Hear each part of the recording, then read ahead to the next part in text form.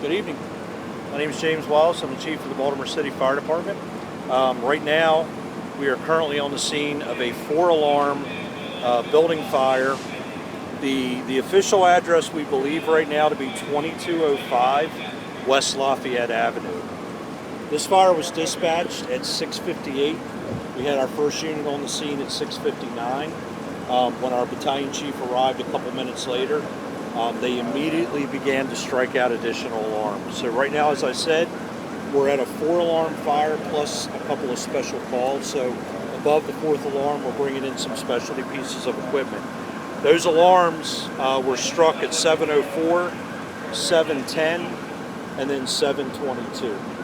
Right now, this fire is not under control. It's a large warehouse. It's called the Mattress Place. We believe this building has different storage areas inside. We do know that one area inside of the building does store a large amount of mattresses. The challenge with this building is right now we're fighting it from the exterior. The eastern side of the building literally butts right up to the Amtrak line. So we're working with Amtrak to get the overhead lines de-energized, and as you can imagine, that takes a little bit of time because that's going to affect some traffic up and down the East Coast. So we're trying to make this safer. We have a lot of what we call aerial master streams in place now. So as you look around, you'll see ladder trucks up. They're dumping large volumes of water into the fire. The challenge has been getting into the seat of this fire. Given the size of the building, the size of the fire, we're having to be very cautious, very meticulous as we move in there. Right now, there are no injuries. We have multiple city agencies here, including our Office of Emergency Management, as well as DPW. We have had some water pressure issues in the area. However, what I will say is this is a residential area, so a lot of the water mains here are 6-inch mains. So we're at a point now where our fire flows have exceeded a lot of what the water grid has. So additional apparatus has been brought in. We're going outside this immediate footprint, and we're bringing water in from larger mains. So that's about all I can tell you at this point. That's really all we know. We're going to be engaged here for quite a few hours. We'll likely be here most of the night, but I'll take any questions. Are there any concerns that of the building collapsing? Right now, no. It appears to be a brick and mortar building. We had Foxtrot fly over for us and do some aerial recon of the roof, looking at some potential collapse or the potential for collapse from the roof.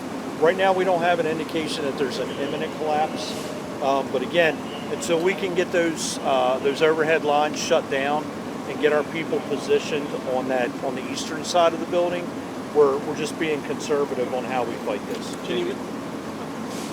Any explosions? I've heard from neighbors they heard boom, boom, boom. Yeah, we were told that some of the first arriving people here, and I don't know whether it was police or fire, heard that as well.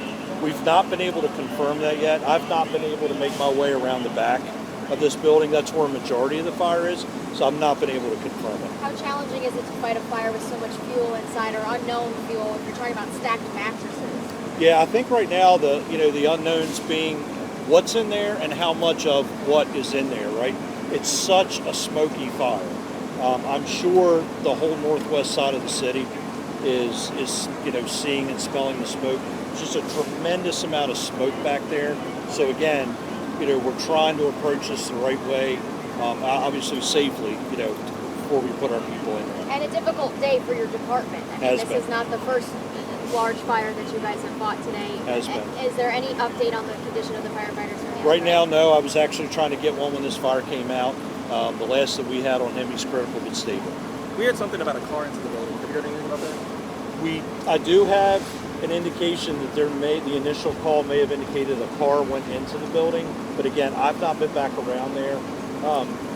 Our fire investigators are here as well as BPD arson is here as well. They'll start working on that, and once we know, we'll circle back with you on that. So right now it's unconfirmed. Unconfirmed. Gotcha. And that specialty equipment you mentioned, exactly what is that and what does it do? So additional ladder towers. So aerial devices with platforms at the top that we can put people in very high vantage points and also flow very high volumes of water. Last question. Okay, so we got here a little bit later, we were on the other side. So what we know right now is just before 7 o'clock, 6:58, our crews were dispatched. It's going to be 2205 West Landvale for a report of a building fire. We were here at 6:59 when the chief arrived, the 1st Battalion chief arrived. At 7:04, they immediately went to a second alarm. Third alarm at 7:10, fourth alarm at 7:22. There are some additional special call resources coming. Right now the fire's not under control. We're not exactly sure what the contents of the building are. It's a very large building. It's at least a 4-story building. It might be more than that.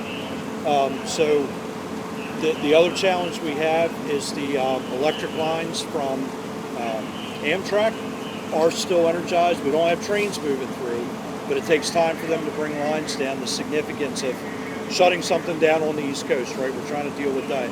So that's hampering our ability to get on one side of the building. No injuries at this point. Multiple city agencies involved. Mutual aid resources are coming into the city. Mutual aid fire department resources are coming in as well. I hear the chambers there may have been they thought something like any comments on that? We've been told that. We can't confirm it yet, but I've heard the same thing, yes. We good? All right, we'll provide updates as we go. Yeah, we will. As soon as we get some more information, we'll come back. John will stay in touch with you.